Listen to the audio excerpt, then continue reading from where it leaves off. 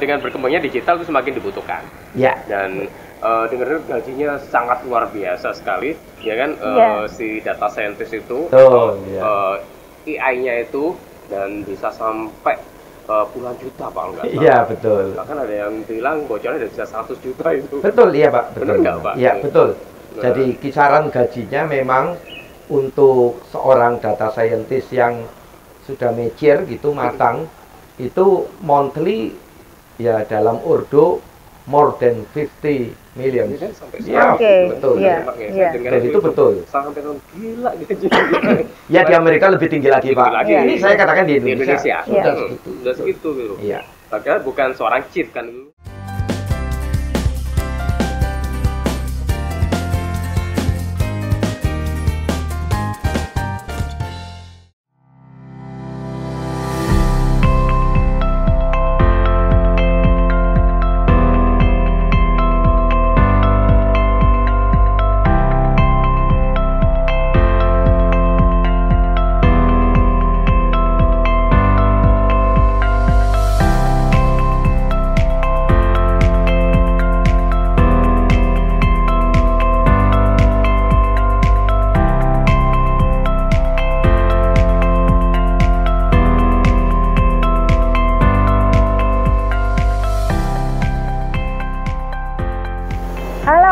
Kita ketemu lagi di NN Talk, masih bersama Novi dan Nurdin. Kita masih setia, kita masih sering ngobrol-ngobrol tentang profesi-profesi masa depan, tentang bidang-bidang yang akan booming di masa yang akan datang, sehingga kemudian bisa menjadi inspirasi karir, pilihan jurusan, atau keprofesian, di mana nanti para teman-teman muda ini akan masuk ke sana.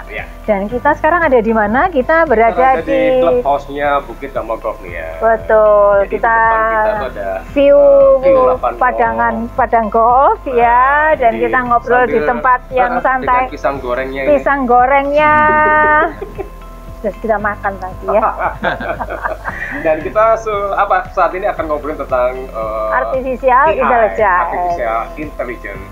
Suatu yang lagi happening selama 5 tahun terakhir ini, di mana dunia marketplace makin bertumbuh, dan itu menjadi suatu think tank-nya dari dunia marketplace dan sebagainya tadi itu. Dan kita ngobrol dengan Bapak Gunawan. Dia adalah Selamat sore. Apa kabar Pak Gunawan? Baik. Sehat Pak? Sehat. Dia ada pakar AI yang ada di Surabaya. Jadi beliau adalah dosen dari ISTTS, yaitu Institut Sains Teknologi Terpadu Surabaya. Jadi beliau akan kita ajak mengobrol tentang dunia AI. Pak, artificial intelligence sebenarnya itu apakah memang baru-barusan ini ada? Apakah memang sudah sejak lama Pak AI itu ada? Ya, AI itu adalah disiplin yang sebenarnya cukup tua dan setua daripada software itu sendiri. Jadi software mana itu? Jadi artinya kita bicara software, ilmu komputer, artificial intelligence atau dalam bahasa Indonesia kecerdasan buatan. Itu umurnya setua dengan pemrograman komputer itu sendiri. Jadi kalau kita katakan kan artificial intelligence ini adalah cabang dari computer science yang mencurahkan perhatian kepada upaya menjadikan software komputer itu memiliki kemampuan seperti yang dilakukan manusia, tetapi secara parsial. Karena kalau mewujudkan manusia secara utuh hanya Tuhan yang bisa itu. Jadi saya katakan misalnya kemampuan melihat, kita sebut ada cabang yang disebut computer vision di dalam AI. Kemudian kemampuan berkomunikasi, mendengar dan berbicara, itu ada disiplin yang namanya natural language processing atau computational linguistic. Kemudian kalau kemampuan berpikir itu ada beberapa malah, itu ada solution search, jadi mencari solusi sebagaimana dapat dilakukan manusia. Kemudian machine learning, manusia bisa belajar, diharapkan mesin dalam hal ini komputer bisa belajar. Kemudian game playing. Jadi kalau kita lihat misalnya permainan catur, ya, yang kita pernah dengar misalnya program komputer catur di Blue itu pernah mengalahkan dan pernah kalah oleh juara catur Gary Kasparov, bukan Dewa Kipas ya. Itu adalah cabang dari disiplin game playing. Jadi fokus ke membuat program komputer dapat bermain game secerdas manusia. Karena kata kuncinya kecerdasan. Kemudian planning, jadi komputer juga bisa merencanakan tindakan. Jadi bidang-bidang yang saya sebut terakhir itu mewujudkan kemampuan berpikir manusia. Kalau tadi di depan melihat computer vision, mendengar dan bercakap, itu adalah natural language processing. Jadi Pak Gunawan itu mengajar tentang AI di disiplin ilmu AI. Sejak kapan sih Pak? Saya mengajar di ISTTS itu sejak tahun 91. Jadi kita memang kampus kami itu kekuatannya, salah satu kekuatan besarnya itu adalah di disiplin ini, area ini, artificial intelligence ini, dan semua ilmu turunannya. Dan terkait dengan yang sekarang ini saya tadi bilang bahwa semakin marak nih kan AI dan menjadi mohon korek, apakah memang AI itu hingga ada menjadi suatu profesi tersendiri atau apakah itu ilmunya atau memang ada developernya atau apa Pak? Iya. Jadi kalau kita mengatakan AI itu adalah ada profesinya sendiri, itu sebenarnya tidak. Enggak juga ya Pak? Tidak. Itu ilmunya berarti ya? Ya, itu AI itu dapat saya katakan adalah induk ilmunya. Induknya. Jadi tidak berani kita mengatakan seorang ahli AI sebenarnya itu tidak ada. Saya mengatakan, saya ketika mengajar misalnya mengatakan kepada mahasiswa saya, jika misalnya Anda menghabiskan usiamu dalam belajar misalnya sampai 50-60 tahun, itu tidak akan pernah habis belajar AI. Jadi kalau kita bicara pada profesi, itu biasanya adalah pada subdisiplin AI. Misalnya kalau kita hari ini mengenal profesi data scientist yang sangat in hari ini, katanya salary-nya besar, gajinya besar. Itu data scientist tuh ya profesinya Pak. Jadi AI, jadi data scientist itu adalah orang yang memiliki keahlian dalam menganalisis data untuk dipakai dalam pengambilan keputusan bisnis. Nah, data science sendiri ini sebenarnya rumpun ilmu baru yang merupakan pengembangan dari machine learning. Machine learning tadi saya katakan adalah disiplin yang berfokus kepada upaya menjadikan komputer dapat belajar seperti halnya seorang manusia atau anak belajar. Berarti AI itu yang menjalankan si data scientist itu ya Pak ya? Ya. Jadi profesinya itu bukan AI developer, bukan data scientist itu ya. Jadi kalau kita mengatakan AI developer itu sebenarnya sangat luas. Developer bagian mana? Atau robotik, natural language, misalnya machine learningnya atau data science-nya. Ini saya baru tahu ini karena saya kira AI itu ada developernya Pak, gitu kan? Bukan. Jadi ketika kenapa sering kali digaungkan bahwa itu yang melakukan ada AI kan? Ketika misalnya browsing sesuatu ya kan? Jadi AI itu very general term sebenarnya. Itu ke data scientist itu dan semakin berkembang mulainya dari Amazon dulu Pak ya atau apa Pak? Kita melakukan data scientist di marketplace. Jadi kalau di hari ini kan Pak, tuntutan daripada data scientist itu kan kita berhadapan dengan data yang kalau ini di ilmu big data namanya, itu volumenya luar biasa besar, kemudian datangnya cepat, dan tipenya berbeda-beda. Kita bayangkanlah seberapa banyak data video yang diakses oleh pengguna. Maaf, ini produk misalnya seperti Netflix. Nah, itu sudah bukan ukuran lagi tera, giga, peta dan sebagainya, tapi luar biasa besarnya. Dan kita diharapkan, ya seorang data scientist itu diharapkan dapat menganalisa data yang tambah hari volumenya ini tambah tidak karu-karuan. Jadi gampangnya demikian kalau ini di pengantar kuliah Big Data. Bagaimana Anda bisa mengolah data ketika data itu sendiri diletakkan di komputer Anda atau di hard disk Anda, itu tidak cukup. Nah, ini nanti perlu bantuan dengan parallel computing, perlu bantuan cloud dari berbagai tempat dan sebagainya. Nah, Amazon yang tadi Pak Nurdin sebut itu adalah, ya dulu Amazon itu penjual buku, ya, tetapi kan kemudian dia mengekspan bisnisnya. Hari ini Amazon menjadi salah satu penyedia layanan cloud yang luar biasa besar, ya, cloud computing yang lazim, ya. Jadi kita mengenal kalau untuk area AI ini tadi sudah disebutkan misalnya seorang data scientist. Kemudian kita bicara bisnis analis. Kemudian kita bicara game developer. Jangan lupa bahwa game itu adalah part of industri software yang uangnya berlimpah di situ. Itu luar biasa. Jadi kalau saya katakan hari ini area mana di software komputer yang paling besar, saya tidak ragu mengatakan game developer. Luar biasa. Ya, jadi di game sana developer itu salah satunya. Ya. Dan kita pernah membahas tentang game developer ya, Bu Novi ya? Ya, kita pernah. Anak muda juga yang super oke juga. Ya, kemudian untuk marketplace modern ini misalnya, itu kita melihat ini tidak dapat disebut sebagai seorang data scientist, tetapi misalnya saya katakan ada seorang atau software team yang membuat suatu chatbot. Chatbot itu adalah program komputer yang dapat melayani customer bercakap-cakap seperti halnya manusia, seolah-olah kita chat dengan manusia, tapi sebenarnya dia dengan program mesin. Ya, itu bukan AI, Pak, ya? Itu AI, Pak. Jadi chatbot itu kalau saya katakan turunannya itu adalah dari tadi yang saya katakan misalnya natural language processing. Tadi kan saya katakan natural language processing itu bidang yang fokus pada kemampuan manusia bercakap dan mendengar.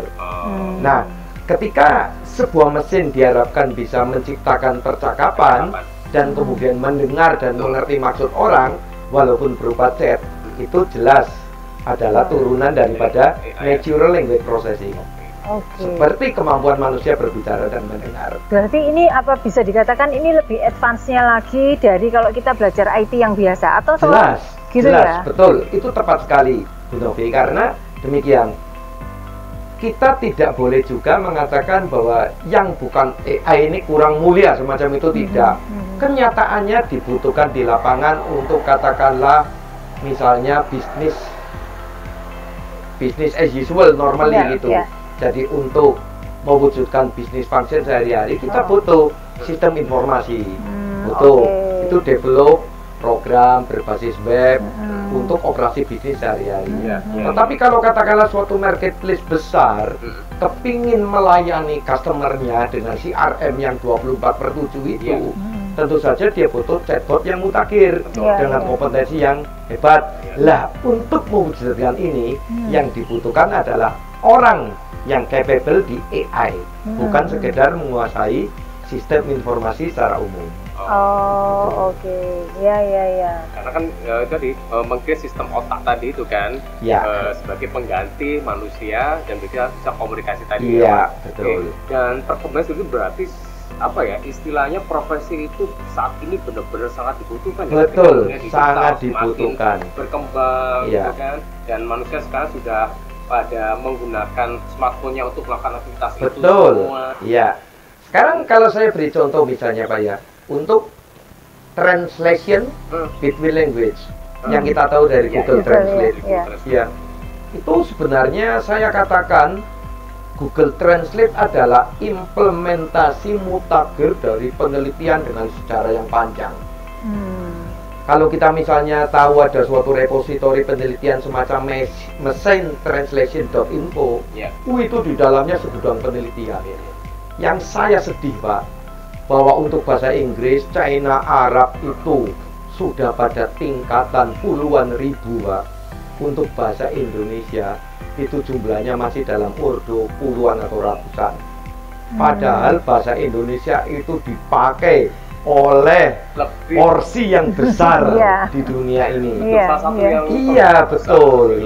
Penduduknya aja udah 270 juta. Yang mengalahkan kita ini hanya bahasa, ya tentu saja Inggris, Chinese, Arabik, India. Setelah itu kita harusnya, betul bahasa-bahasa rumput Spanyol. Iya, itu jadi sebenarnya kan itu bisa jadi suatu peluang untuk meningkatkan itu. Ini jelas menjadi peluang yang sangat luar biasa. Orang-orang Indonesia profesi untuk bisa meningkatkan itu juga. Iya, betul. Nah, sekarang kita lihat bagaimana mungkin, Pak, sepinter-pinternya orang, saya katakan, dia seorang ahli natural language processing. Kalau dia develop chatbot, padahal chatbot ini digunakan untuk berkomunikasi dengan bahasa Indonesia. Maka yang dibutuhkan adalah developer yang menguasai bahasa Indonesia juga. Nah, ini nih, peluang nih bagi yang pengen berterjun di dunia AI dan pengen mengembangkan tentang translation di bahasa Indonesia ya, Pak ya. Itu masih sangat terus dibutuhkan karena penggunanya sangat luar biasa. Kalau translationnya sih tidak, Pak. Kita jelas kalau kita mau mengejar penelitian yang selevel dengan Google Translate hari ini, itu ya sulit, Pak. Masih harus sulit, kita akui berat. Tetapi untuk hal-hal yang lain, ya misalnya yang lebih spesifik seperti chatbot, itu mungkin. Itu mungkin. Karena hampir tidak mungkin, saya katakan, orang asing yang tidak menguasai karakteristik bahasa Indonesia sehari-hari bisa membuat chatbot yang baik. Iya, betul. Semacam itu. Tapi kalau translate-nya sendiri, ya sudahlah, kita kalah dengan Google itu. Iya, betul. Oke. Jadi dengan berkembangnya digital itu semakin dibutuhkan. Ya. Dan dengar gajinya sangat luar biasa sekali, ya kan? Si data scientist itu, AI-nya itu, dan bisa sampai puluhan juta, Pak, enggak? Iya, betul. Bahkan ada yang bilang bocornya bisa 100 juta itu. Betul, iya, Pak. Benar nggak, Pak? Iya, betul. Jadi kisaran gajinya memang untuk seorang data scientist yang sudah mature gitu, matang, itu monthly ya dalam Urdu more than 50 million. Ya, betul. Dan itu betul. Sampai gila gitu. Ya, di Amerika lebih tinggi lagi, Pak. Ini saya katakan di Indonesia. Sudah segitu gitu. Iya. Padahal bukan seorang cheat kan itu posisinya itu.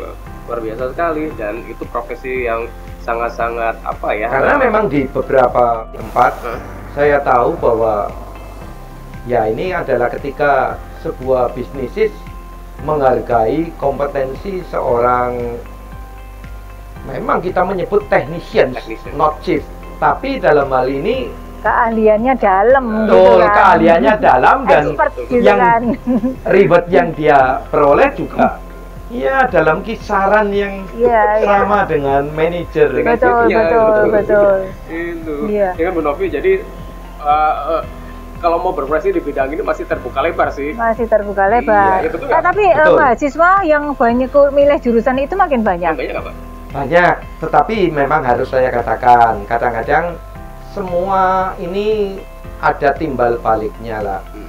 Jadi bahwa harus diakui untuk belajar area AI ini itu memang dibutuhkan kompetensi yang sedikit ya di atas averaging untuk developing business function lainnya. Memang itu tidak saya bantah ya, tetapi kalau dikatakan sulit sekali juga tidak. Sekarang tinggal kita tuntun saja, misalnya seorang mahasiswa, kalau sejak awal dia ingin fokus ke area ini, silakan, ayo kita fokus ke sini, bagi Anda lebih mudah. Yang terjadi kan kadang mereka kebingungan lah, jadi saya ke sana atau ke sini, masih galau menentukan sikap. Atau artinya sebenarnya banyak yang belum terlalu paham, Pak, atau belum kenal gitu. Ini sebenarnya nanti akan peluangnya akan seperti apa, atau saya akan mempelajari apa di dalamnya gitu. Saya cukup memahami bahwa artinya pemahaman mahasiswa atau orang-orang muda pada bidang ini belum sejelas seperti yang kita bicarakan ini misalnya sekarang. Ya saya harapkan ini edukasi. Pembicaraan kita ini menjadi edukasi. Betul, iya. Jadi carilah misalnya pendidikan informatika yang bagus yang menyediakan kompetensi dalam pengajaran artificial intelligence yang khususan di AI. Betul. Tapi kampus di Indonesia lah, kalau kita bicara Indonesia sudah banyak kah, Pak? Cukup banyak, Bu. Cukup banyak. Tetapi belum sampai katakanlah ini yang terjadi. Saya tadi sempat bicara dengan Pak Nurdin. Iya. Kita itu secara kompetensi itu tidak kalah, Bu, dengan mereka yang dari luar negeri, baik yang dari Amerika ataupun China dan sebagainya. Tapi kenyataannya kadang-kadang ya kita ini ketinggalan. Saya punya ide untuk membuat software ini. Saya punya ide untuk menulis paper ini, untuk mewujudkan pemikiran saya pada penemuan ini. Cari Google, sudah ada. Sudah ada. Saya tadi sempat bicara misalnya, betapa cikal bakal algoritma yang dipakai oleh Google pada awalnya untuk meranking web sehingga kita hari ini punya Google Search itu. Apa sih algoritmanya? Tidak terlalu sulit. Kita ajarkan katakanlah dalam satu kali pertemuan pada mahasiswa pada umumnya, masuk akal bagi mereka. Dulu itu yang punya algoritma itu katanya nggak lulus kuliah. Jadi DO ya Pak ya. Dan papernya itu ditolak. Waduh, ini lebih ajaib lagi karena speechless saya mendengarnya. Iya. Pada era itu dianggap sebagai hal yang mustahil. Iya, tadi mustahil dan mustahil. Yang out of the box itu dianggap ajaib. Apa ini? Betul ya. Gitu loh ya. Nanti saya juga ngomong dengan Pak Nurdin bahwa oke ke teknologi, oke ke desain, but keywordnya ini kreativiti. Saya katakan betul. Jadi di endesinya tadi kita sudah ngobrol sambil makan pisang goreng bahwa itu yang terjadi, bahwa ternyata kadang kita kalah gercep ya, gerak cepat. Ya betul, ke arah gerak cepat. Dan ide-ide itu tidak langsung dituangkan secara cepat. Iya. Sehingga kalah cepat dengan orang luar. Iya. Ketika kita search di Google, ya kan sudah ada. Iya. Kadang kalah sepersekian detik loh Pak. Itu pernah terjadi pada saya ketika saya mau mendaftar sesuatu, dengan ternyata sudah ada, dan si pihak istilahnya pemegang paten, dari pemerintah, Bapak harus sekarang Pak, kalau enggak bisa jadi besok. Bapak kalah Pak. Saya mikir 1 menit apa ya saya masukkan Pak saat itu, dan akhirnya lebih cepat gitu loh Pak. Itu memang harus lebih cepat, dan otak dipaksa untuk kerja saat itu juga gitu. Dan kembali lagi ke topik tentang AI tadi Pak ya, ke data scientist. Yang menarik adalah ketika kita itu, apakah juga berarti perilaku konsumen juga dilihat di situ baik sebagai data ya Pak ya? Di data science. Iya. Jadi di ketika misalnya saya kebiasaan untuk browsing apa atau belanja apa, betul. Nanti menerima informasinya seperti itu. Pendekatan dari pemahaman keilmuan saya di AI itu demikian, bahwa kenapa komputer itu bisa cerdas? Karena komputer itu memiliki knowledge base. Knowledge base, database. Apa sih yang membedakan yang dengan base dan yang tidak? Ini kan adalah yang base itu yang dapat disimpan, diakses, di-maintain secara digital, disimpan di hard disk dan sebagainya. Jadi kalau kita bicara knowledge base adalah pengetahuan yang dapat diakses, diperbaiki, terus ditambah, dikurangi, dihapus secara digital. Nah, knowledge ini kalau dari perspektif AI itu datangnya dari 2 tempat Pak. Yang pertama itu adalah dari pengalaman masa lalu. Dari pengalaman masa lalu, dan yang kedua itu dari expert. Jadi pakar yang punya keahlian. Ada seorang tokoh misalnya, katakanlah di sini profesinya namanya knowledge engineer. Itu mencoba mengakuisisi keahlian seorang pakar, misalnya dia pakar investasinya. Intisari pengetahuannya itu dikopikan, disimpan dengan representasi tertentu ke dalam database. Knowledge base istilahnya Bu. Nah, knowledge base ini ketika membantu pengambilan keputusan itu diharapkan seperti dia berkonsultasi dengan seorang pakar. Itu yang pertama. Sedangkan yang kedua itu adalah dari data masa lalu. Tadi yang Pak Nurdin sebut misalnya untuk analisis behavior customer, ini kalau orang perilakunya seperti ini rasanya jadi beli atau tidak ya? Dia prospek buyer atau tidak? Nah, ini ada ilmunya Pak. Di AI itu cabang dari machine learning yang hari ini di kampus kami kebetulan juga diajarkan yang namanya data mining. Jadi dia penambangan data. Jadi kalau pada masa lalu, customer dengan ciri-ciri seperti ini termasuk dalam prospek buyer dan yang ini tidak. Sekarang kalau ada calon pembeli dengan karakteristik yang sama, kira-kira komputer akan memprediksi berdasarkan pengalaman masa lalu yang benar bahwa ini harus dikejar, ini prospek buyer ini. Jadi di promo ini tuh. Betul, iya. Dan menentukan orang ini prospek buyer atau tidak adalah dari pengalaman masa lalu yang disarikan oleh ilmu data mining tadi. Oke. Wah, lama-lama ini ya, karena AI yang semakin luar biasa, manusia diganti ini. Belum Pak. Tidak bisa. Tidak bisa. Saya setuju dengan itu. Tidak bisa, ya. Kali ini saya bolot dengan Bu Novi, Pak. Gimana? Enggak, data-datanya bisa dilakukan. Karena sifatnya parsial, Pak. Jadi dia tidak bisa menciptakan manusia secara holistik. Zaman dulu ada buku yang judulnya saja serem, Pak. Playing God. Main-main jadi Tuhan. Waduh, ini buku ini judulnya kurang ajar. Memang dia memuat ilmu-ilmu, tapi tetap di dalam buku itu juga pekerjaan yang parsial. Untuk robotik, untuk berpikir, untuk melihat, untuk mendengar. Sekarang kalau katakanlah saya tanya misalnya, ayo carikan program komputer hari ini yang bisa bareng-bareng saja melihat dan mendengar, berbicara bareng-bareng. Ya ada, Pak. Belum mutakhir. Nah, manusia ini bukan cuma melihat, mendengar, berbicara loh. Ada mikirnya, ada bergeraknya dan sebagainya. Dan rasa ya. Iya. Dan rasa, itu betul. Yang membedakan. Betul. Jadi ya seru sih kalau kita ngobrolin tentang AI ya kan. Karena memang akan terus dibutuhkan ya. Betul. Sesuai dengan perkembangan bisnis dan teknologi yang ada. Karena manusia sekarang sudah bergerak ke dunia digital semua. Kita aja sekarang belanja juga sekarang di marketplace ya.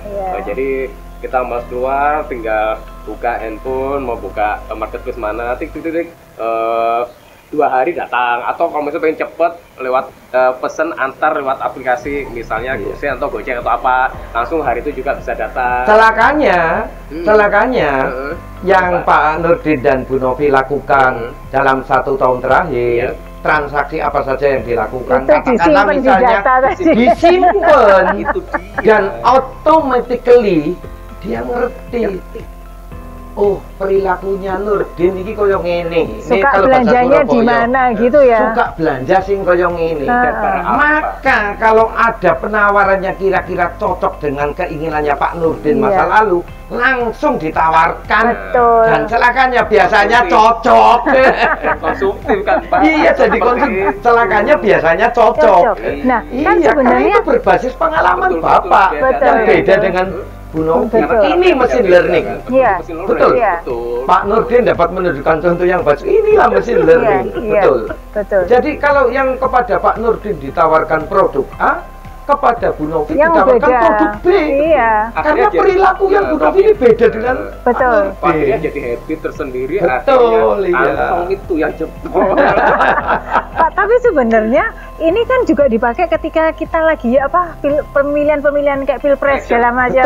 Itu kan. Jadi kenapa pendukung sebuah kandidat tertentu itu akan makin fanatik kepada dia karena dia akan menerima informasi-informasi yang positif tentang kandidat ini. Yang ini adalah lawannya. Seperti itu.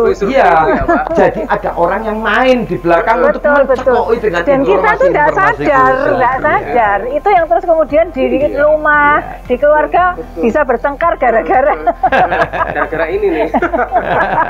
Gara-gara si mesin learning tadi. Iya, kenapa ini? Wah, kurang ajar mesin learning. Iya. Jadi ya nggak salah kalau memang mereka gajinya gede-gede ya. Iya. Pak, tapi ini misalnya anak kecil nih, sejak kapan sih kira-kira dia, kalau ini kita kan mengingat bahwa ini juga sebuah potensi yang cukup luar biasa gitu ya. Anak kecil supaya berminat ke sana itu mulai kelas berapa sih diperkenalkan, atau dalam pengamatan saya memperkenalkannya itu seperti apa bentuk supaya kemudian nanti bisa arah ke sana, kira-kira gimana? Saya katakan kalau untuk anak-anak dalam kategori usia sekolah dasar misalnya Bu ya, kok menurut saya masih belum ya. Belum Masih ya. Karena apa? Mereka itu masih dalam kebimbangan, kegalauan. Kok iso ini siapa yang bisa gini nih? Tuhan apa komputer? Jangan-jangan Google ini lebih tahu daripada Tuhan. Waduh lah ya. Tapi kalau mungkin untuk anak-anak Ya, masih ada SMA, Iya. misalnya mereka sudah mulai disadarkan, mereka tahu bisa bahwa Iya, iya.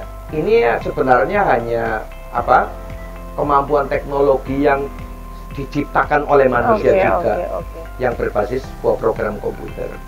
Jadi mulai Iya. SMA Ya, ya. mulai SMA menurut saya sudah bisa ditunjukkan Nah, bahwa SMP masih galau ya. ya, saya katakan masih galau. Ya, SD masih belum punya jurusan-jurusan. belajar. Tapi kalau untuk pemakaian, Iya. pemakaian software untuk anak-anak yang Iya. AI based itu banyak sekali luar biasa. Iya. Tapi mereka pemakaian Iya, yang Ibu iya. Novi tanyakan tadi kan katakanlah supaya anak kita tertarik Ha-ha. Iya. dan sedini mungkin menggeluti ilmu Iya, ini. iya, iya. Ya bagaimanapun sejak SMA itu baru bisa ditanamkan lah dan kemudian kalau tertarik dan melihat ini menjadi potensi yang besar bagi mereka, ya mereka memilih perguruan tinggi yang baik dalam penyelenggaraan studi teknik informatika. Nah kalau saya cerita ilmunya Pak ya, kalau saya cerita tadi kan saya cerita disiplinnya, Disiplinnya. melihat, mendengar. Oh. Tapi kalau kita berbicara tentang dasar ilmunya yang tadi saya katakan sebenarnya sedikit agak sulit. Ini yang luar biasa adalah bahwa ilmu-ilmu artificial intelligence ini menggunakan metode yang mencontoh kehidupan alam semesta ini. Contoh, ada yang namanya genetic algorithm. Itu kepandaian yang dihasilkan dari operasi-operasi genetika, mutasi, crossover dan sebagainya. Nah tadi saya di awal sempat kaget loh. Saya sempat kaget. Kenapa? Waktu Bapak Bu Novi terutama mengatakan NN Talk, Nurdin N. Novi. Saya sempat kaget. NN itu istilah orang AI Oh. untuk menunjuk satu bidang yang namanya neural network. Oh. Jaringan syaraf manusia. Oh. Sebenarnya namanya adalah artificial neural network. Jadi hebatnya di sini Pak, program komputer cara kerjanya itu mencontoh syaraf berpikir manusia. Ya, berarti nggak salah kita ngasih anu ya. NN Talk. Nama. Nah, ya. NN itu neural network. Kalau anak-anak kami tahu itu Iya, NN iya, neural iya. network. Oh, kita nggak tahu loh. Pak. Nah, di sini Novi N. Nurdin. Iya. Oke, kita neural network. Neural network. Oke, thank you Pak Oke, Gunawan terima Ya. kasih. untuk sharing apa ya knowledge-nya yang luar biasa ini. Terima Sehingga kasih juga. NN Talk yang di sana juga akhirnya punya gambaran tentang dunia AI itu seperti apa Ya. dan akankah jadi terus profesi yang mendatang menjadi profesi yang tetap dibutuhkan. Saya percaya. Ya. Terus Saya dibutuhkan Pak ya, percaya, iya. sesuai dengan kebutuhan dari bisnis Iya. dan perkembangan dunia digital itu Betul. Pak ya. Dan semakin ke depan dunia juga semakin digital. Benar Iya. nggak Pak? Betul. Iya. Dan jangan ragu. Karena tidak dapat kita hindari memang. Oh iya, Iya. betul. Kita tidak bisa menghindari namanya teknologi yang Iya. terus berkembang gitu. Masa kan. terus zaman sekarang sudahlah saya tidak mau pakai handphone kan jadi aneh malah. Tapi kita harus dewasa menyikapinya. Betul, betul, Ya, tepat kita sekali. tidak bisa tadi belanja jadi konsumtif dan sebagainya. Betul, Tadi. iya. Jadi emosi kita harus kita. Ya setidaknya supaya sadarlah Pak bahwa kita tidak sedang diakali oleh Mesin. produsen yang melakukan machine learning. Betul. Karena bahaya. Maaf ya marketplace, saya tidak menyebutnya loh ya. Saya yang menyebut tidak apa-apa. Sekali lagi thank you ya Pak Gunawan. Ya, Sukses terus. saya untuk juga terima dunia kasih AI. Iya. Bu Novi, Pak Nurdin, sukses juga Oke. untuk Bapak Ibu berdua. Sama-sama. Terima Thank you ya kasih. untuk Bukit Double Golf untuk lokasinya yang oke banget dan kita nanti akan jalan-jalan dengan golfarnya menyusuri padang golfnya ya benar ya. Iya. Dan jangan lupa untuk selalu like, komen, dan subscribe channel ini. Dan apabila sekiranya Anda anggap bermanfaat, silahkan share sebanyak-banyaknya. Kalau nggak bermanfaat, ya sudah, kita nggak akan bikin konten. Enggak. Kita akan berusaha terus untuk bikin konten. Oke, terima kasih. Sampai jumpa di episode-episode Eneto berikutnya dengan narasumber atau dengan materi-materi yang lebih oke lain. Sampai jumpa.